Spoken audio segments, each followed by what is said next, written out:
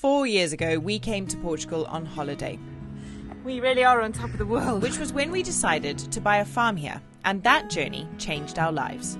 On that very first trip, we did a bit of exploring, but since we began the renovations of our abandoned land, work has kind of taken over. So this year, we decided to spend more time experiencing and sharing what makes Portugal so special. This is the second episode in a short series from around Portugal, so please make sure to check that you are subscribed to our channel. It'll make sure that you never miss an episode. And, well, today, let's go and explore one of Portugal's abandoned villages. In 400 metres, slight left onto EM 567.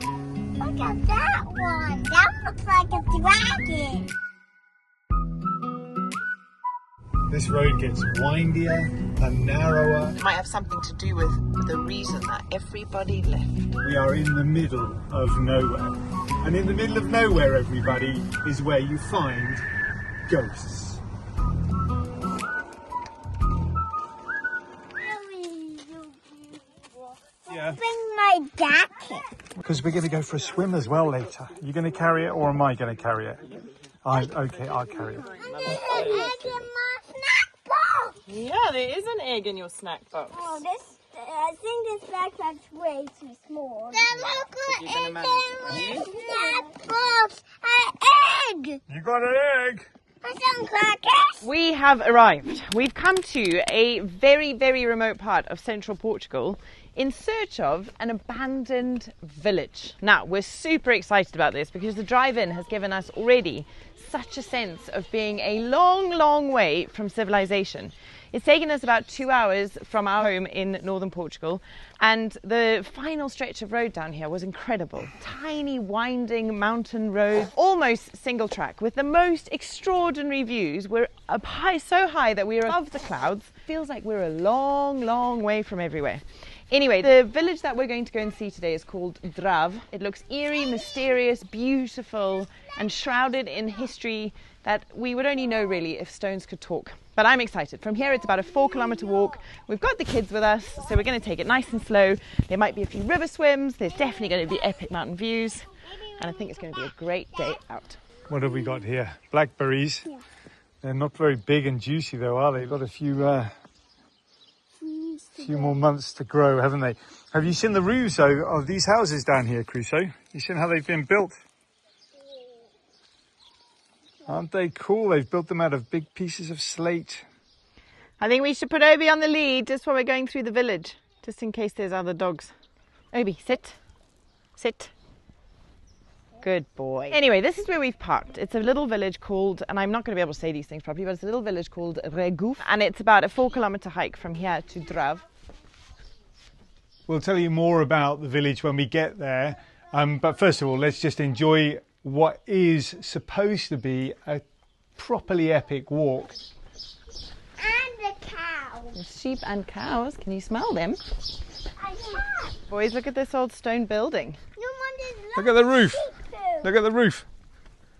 Can you see how they made that roof, Crusoe? Made out of stone. Mommy, there's loads of sheep. We're just fascinated by poo at this stage. Crusoe.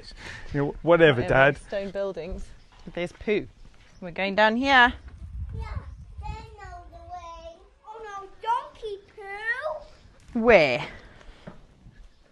That looks like cow poo. This is incredible, isn't it? No, Where is everybody? We're not even at the abandoned village yet. Which way now? This way. Donkey poo poo. More poo, eh? Yeah, donkey poo. Grave, there we go. It's on a proper sign. I love it. Right. Off we go, fellas. Come on then.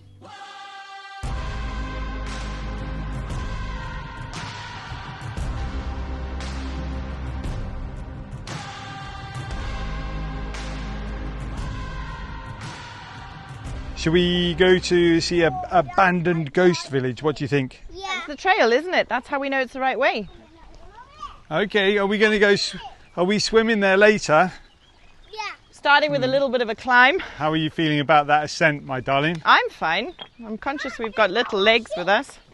I know. No more sheep I know you poo-poo. like an uphill climb. Yeah, I do. I love it. Look at that beautiful village all made of stone.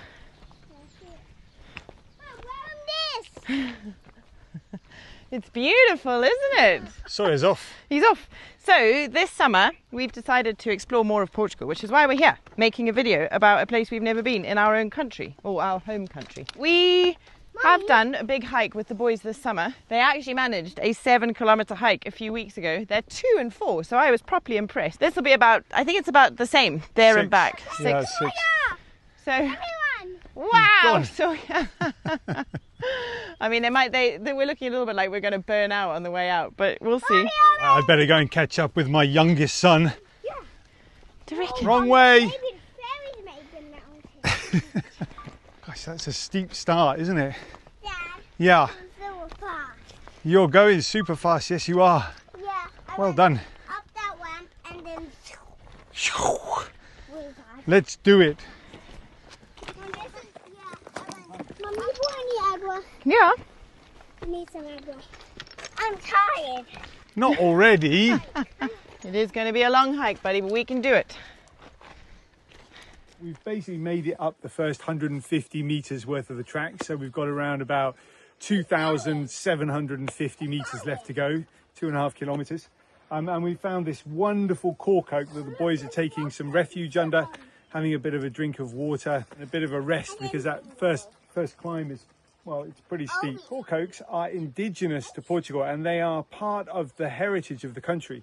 It's actually illegal to cut one of these trees down. On most cork oaks, our cork oaks on the farm, we don't harvest them, but most cork oaks will be harvested every 6 to 8 years for their bark. All of the cork for all of the wine bottles, pretty much all over the world, comes from this one tree here. Not this one tree, but the cork oak tree.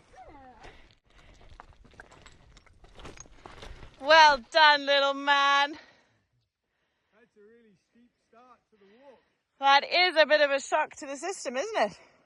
Well The done. man on the moon. Again. So yeah, this is a bit of a, what is it? Gets the blood pumping at the start of a hike when it starts with a big hill. We've had a few walks like this in our time. I remember actually going to, was it Archer's Love or Canyonland? And we went on a big hike with Crusoe when he was about, how old were you? Just over a year. I think it was a month he turned 1. John's just corrected me. He thinks it was Bryce National Park. Bryce Canyon? Bryce Canyon.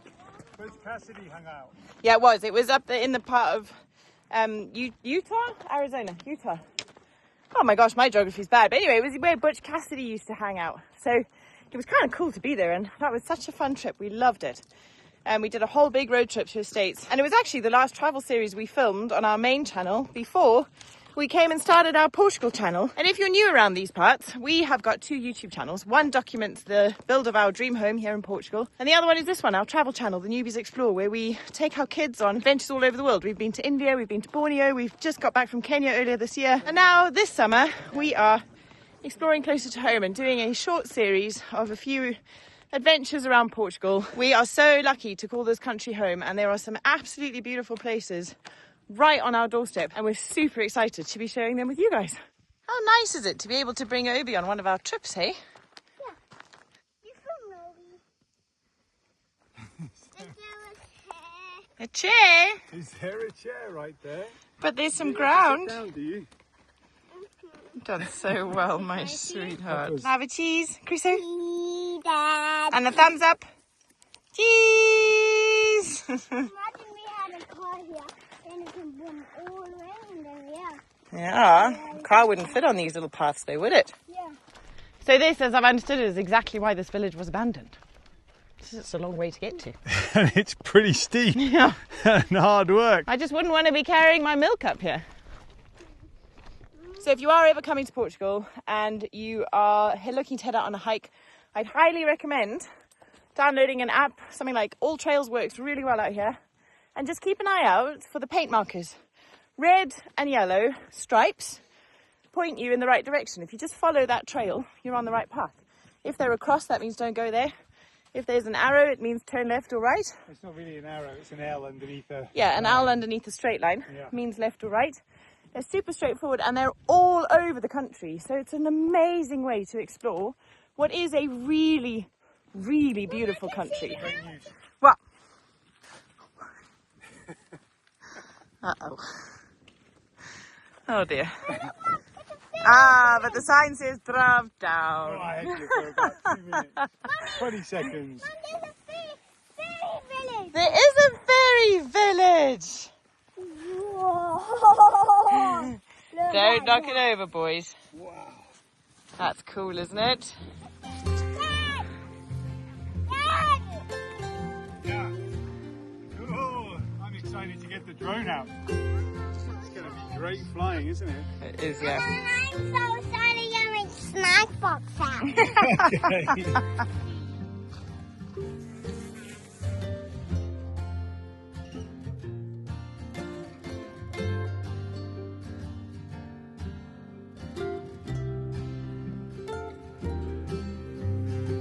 If you look really closely on the ridge of the mountain behind me there, you'll see the windmills. Now, I'm pretty sure that they wouldn't be putting windmills on the lowest part of the hills, and we're almost equal in height with them at the moment. So I'm thinking that we've climbed to the highest point, and what comes next is likely to be something of a downhill before an uphill walk into Drave, to the abandoned ghost town that we've come to visit.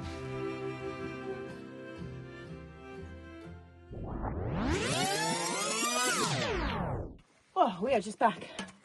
So we fast forwarded a bit, but there's still a whole load of this incredible hike for you guys to see, so make sure you stick around. But I am going to take a break and say a very quick thank you to today's amazing sponsor, our favourite luggage brand ever, Level 8, and they're having epic July sales at the moment, so make sure you check them out. Let me tell you a bit about why we love them. So we've been using Level 8 suitcases for, I don't know, 2.5 years now, and we just wouldn't ever go to any other brand. This is one of our hand luggages from one of our newer sets. I love, first of all, the colour, because you can see it on the carousel so easily. But we've really found that they just are the very best quality. But they're zips that hold sturdy no matter what journey you're on. They've got built-in locking systems. They also come with a whole range of internal pockets and systems which make packing such a joy. And wheeling them through airports is just like sailing through calm seas with super lovely smooth wheels, these nice wide handles at the top, and they're just epic. We've got 2 full sets and one of the smaller black bags. Normally, of course, we're traveling with lots of luggage, with the big suitcases, the hand luggages, the ones in between, because we're heading to places like India or Morocco or back home to see my family in Zimbabwe. Well, this time we just needed a small one because we're only going to spend just one night away tonight. At the moment, Level 8 are having their summer sale, so go and check it out. It's only live until the end of this month. You don't want to miss it. Everything you need to know is in the link in our description below this video.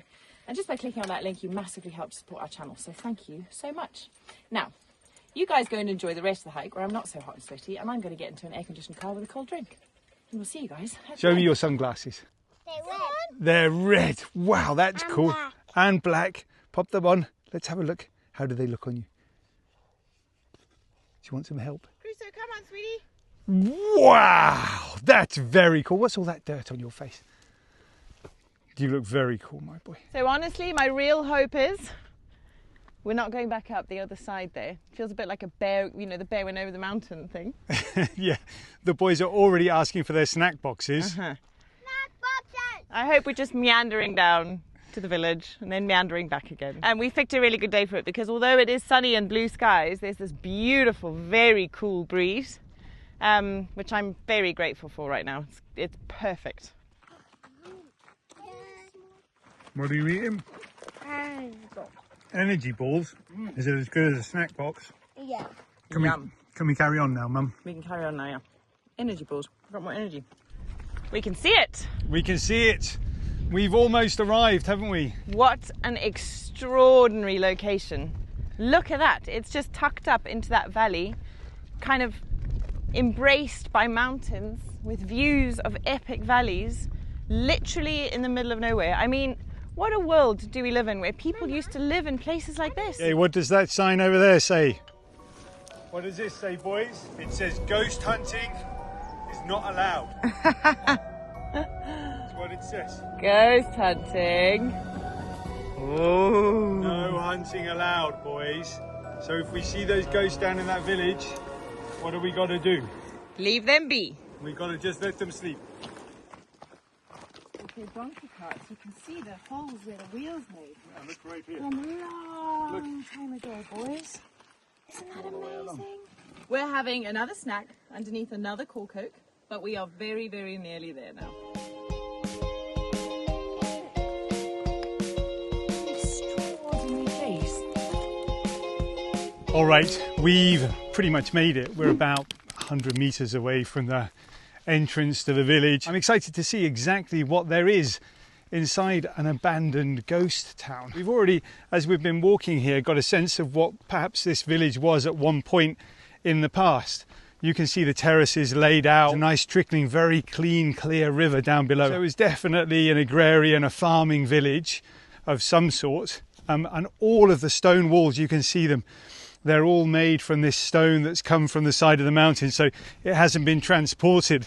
It's just been dug out of the ground. And I'd imagine that's pretty much how they built the entire village as well. You can also see there's a lot of these imprints from horse carts or donkey carts or even mule carts, I don't know, but definitely iron wheels have been going over the top of these rocks and bouncing their way up and down to the village, carrying probably grain and produce away from the village to sell at the markets, maybe again assuming a lot here, and then bringing a bit of cash back to the village. Let's have a quick look around, see what's what, and then Tara will tell you exactly what happened to this ghost town all those years ago. Why was it abandoned? Let's go down and have a look around. And then have some lunch and go for a swim. Jump in the river! Wow. Mommy should go inside. Let's go inside.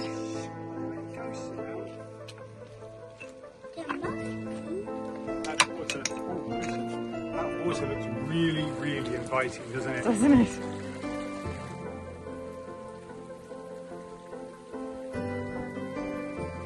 What a place. I'm absolutely I'm awed.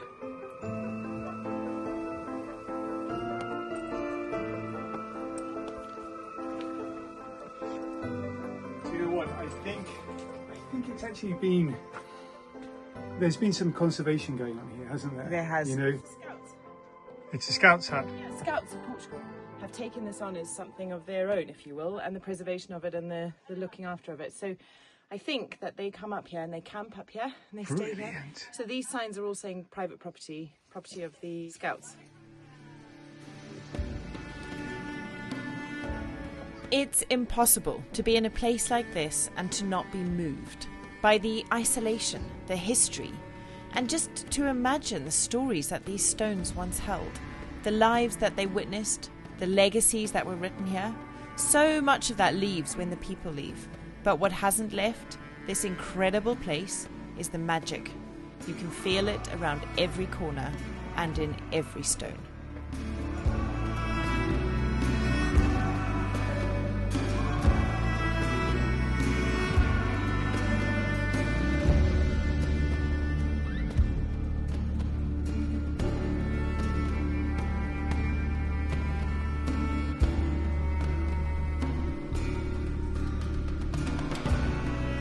Wow, I'm so awed by this place. It's incredible. So I was just reading about it, and basically this has suffered a fate of lots of different places, and this is a very extreme example. This place is so remote, it's completely inaccessible. Even today, the only way to get here is by hiking in, at least a 3-kilometre hike.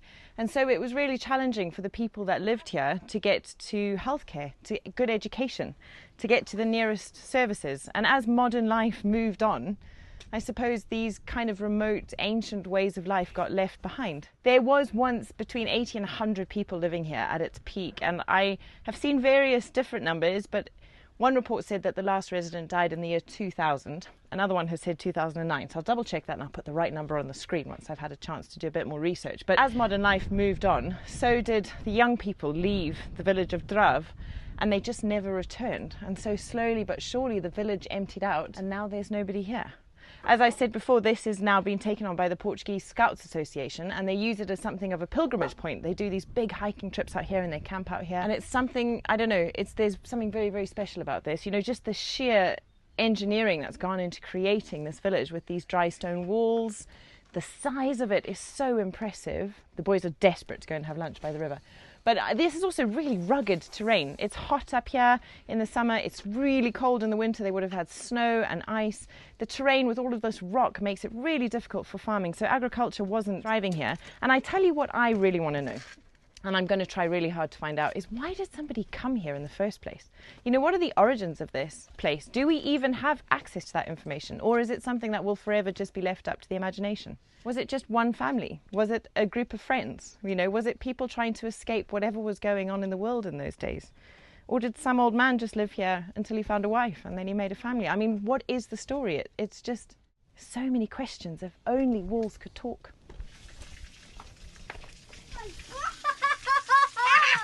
Okay, switch off. Come on.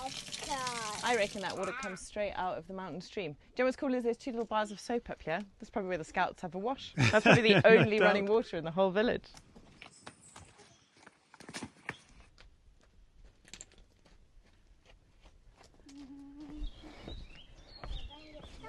Well done.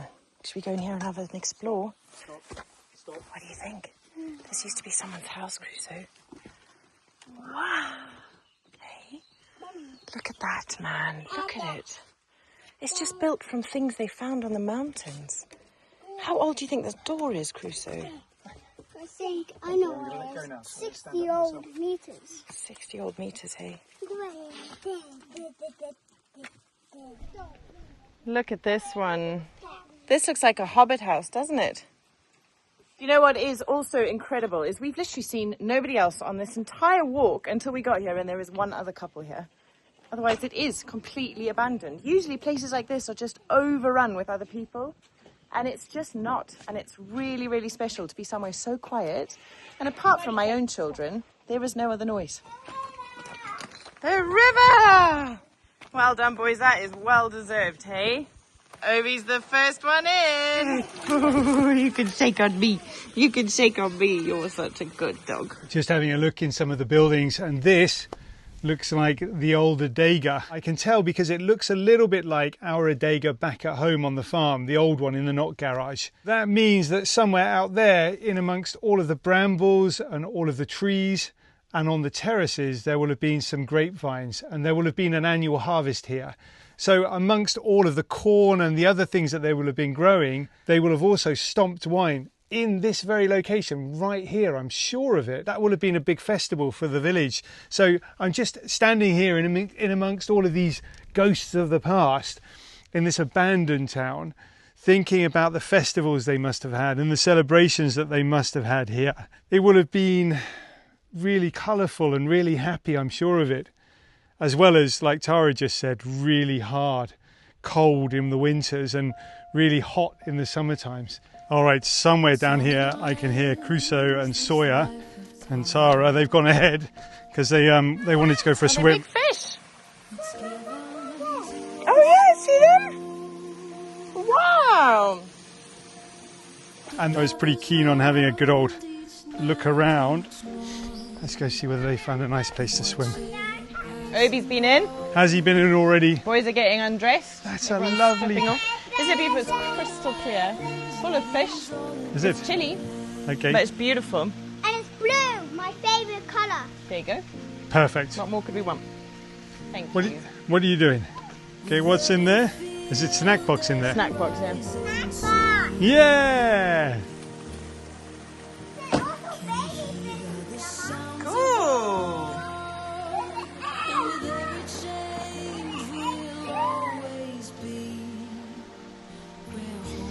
Mum, I'm going to swim. You want to go swim? Yeah. Okay, let's get your cozy on.